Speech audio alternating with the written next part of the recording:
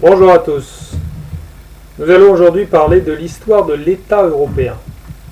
C'est une notion importante parce que pour créer un État fédéral européen, c'est d'autant plus facile qu'on peut s'appuyer sur l'histoire d'un État européen qui a déjà existé par le passé. Et cet État européen, il a existé par le passé depuis au moins César.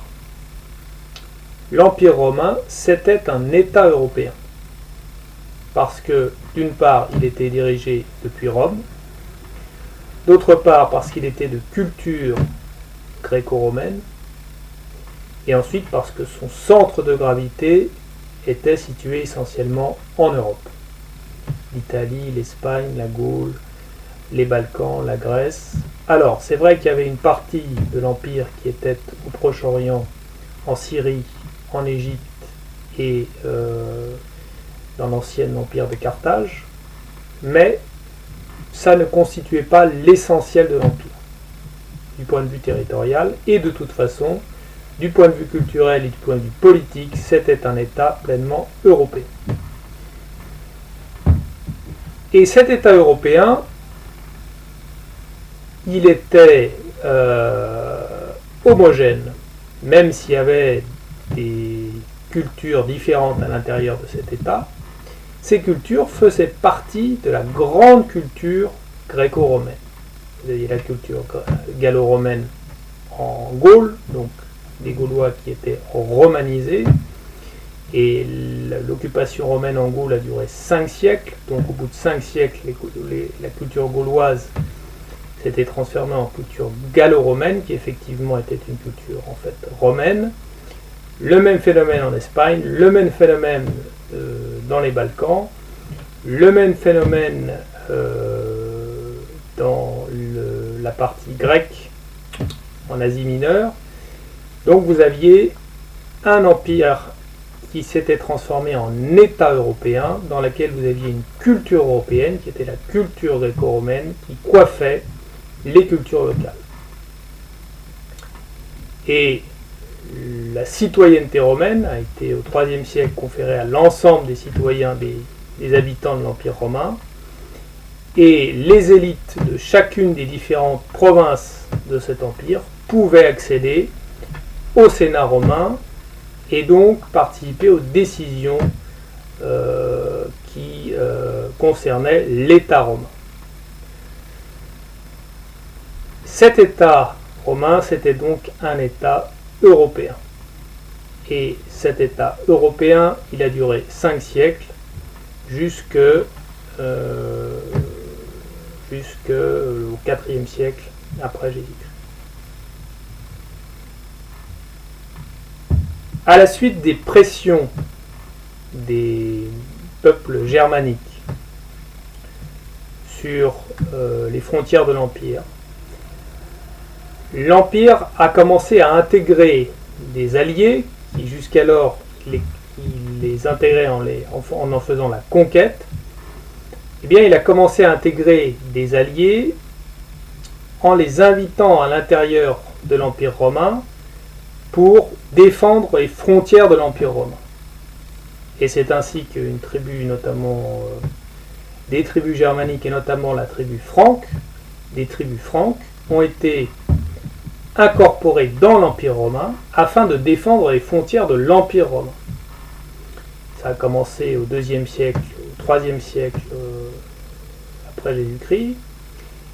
Et ces tribus germaniques, en étant intégrés à l'intérieur de l'Empire romain pour défendre l'Empire, assumaient une fonction surtout militaire et se sont appropriés bon nombre de techniques militaires et administratives de l'Empire romain.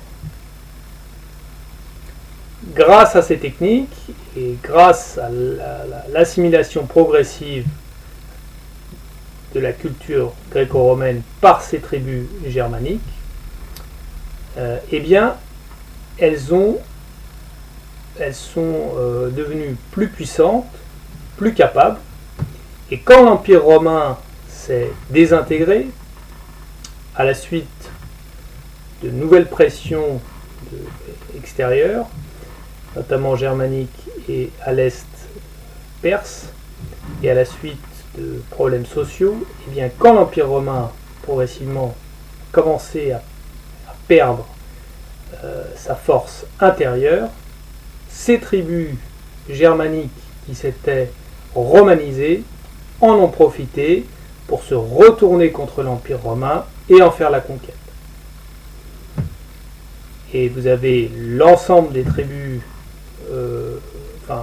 l'ensemble de l'Empire romain qui a été progressivement conquis par ces tribus germaniques. Donc les Francs, les Visigoths, les Ostrogoths, etc.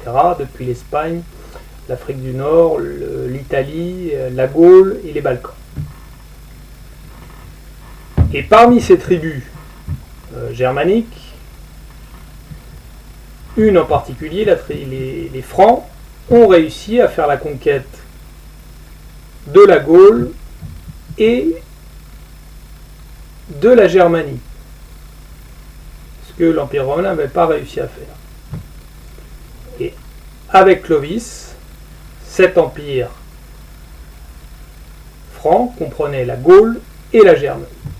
Donc on a eu la mise en place d'un nouvel État européen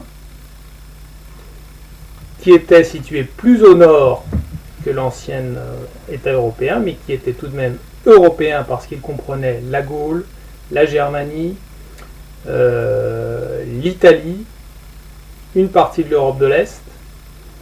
Et cet État européen, il était de culture romano-germanique, c'est-à-dire que la culture gréco-romaine, à la culture gréco-romaine, qui a été reprise et intégrée et incorporée par les tribus franques, parce qu'elles étaient localisées sur le territoire de l'Empire, parce qu'elles se sont incorporées à cette culture, parce qu'elles se sont aussi converties au catholicisme, eh bien, à cette culture gréco-romaine, les Francs, évidemment, étant des tribus germaniques, ont ajouté un élément germanique.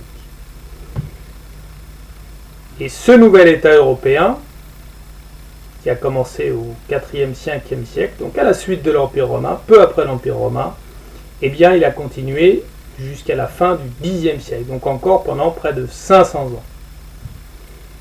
C'était un État européen, cet empire franc était un État européen de culture romano-germanique. Donc là, l'État européen, il a existé pendant 1000 ans, jusqu'environ jusqu'au fils de Charlemagne. Et qu'est-ce qui a entraîné la dislocation de cet État européen ?